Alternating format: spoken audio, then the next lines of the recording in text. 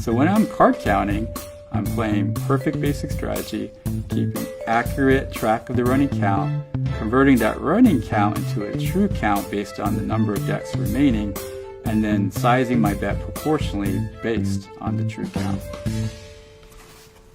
What makes Blackjack different from all the other games is that it's based on dependent events, which means that the past actually affects the probability of what's going to happen next. Now, the card counting system that I recommend is called the high-low count system.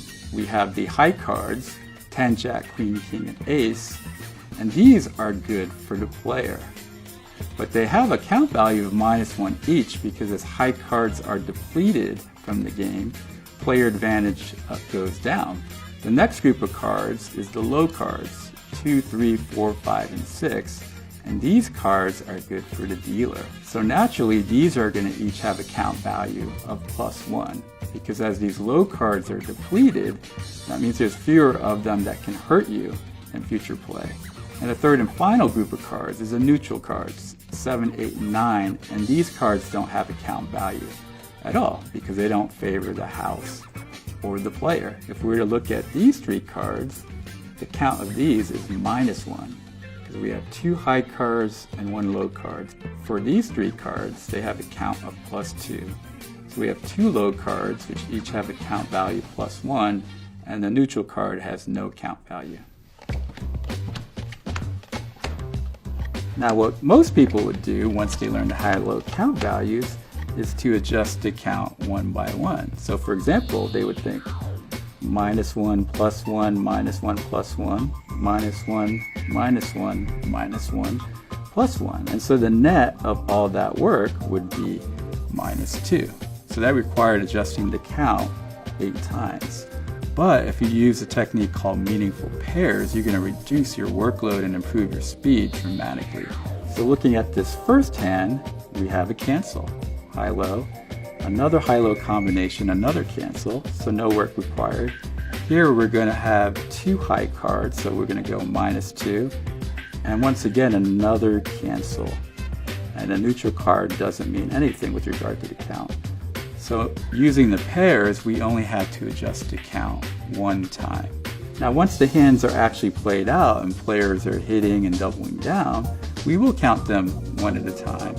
So we're at -2, we take a hit, that brings us to -1, another hit, -2, -3, back to -2, and we end the round at -3.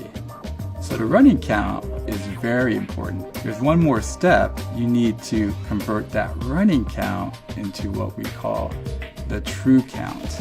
So this right here is about 1 deck of cards. The true count is simply the running count divided by the number of decks remaining, rounded to the nearest half deck. So for example, if you have a running count of +9 and there's 4.5 decks remaining, well, 9 over 4.5 gives you a true count of +2. And as true count increases, player advantage increases.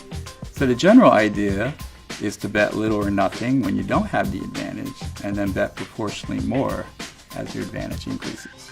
So as far as how we would size our bets, we would bet true count -1 betting units. So for example, if you had to have a betting unit of $25 and the true count is +2, well, 2 minus 1 is 1, so you should bet $25. So let's say the running count is +20. As you can see, we have 1 deck that has come out, meaning that there's 5 decks remaining. So that gives us a true count of 20 divided by 5 decks remaining. True count of +4. We're going to subtract 1 to get the optimal bet of 3 units. And let's use a betting unit of $100. So running count of 20. So we're going to play this out.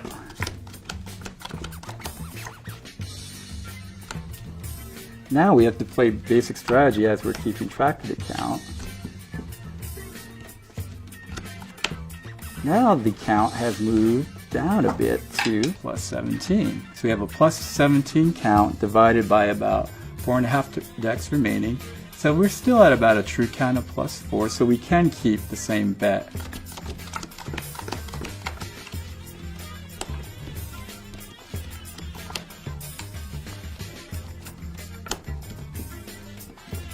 running count has increased to 23. So 23 with 4 decks remaining about gives us a true count of +6. So how much should we bet? Well, 5 units. So now you get a sense of everything that you have to do. You have to play perfect basic strategy, keep track of the running count, convert that into the proper true count based on the decks remaining, and then hopefully have enough leeway to be able to interact with other players and pay attention to what's going on.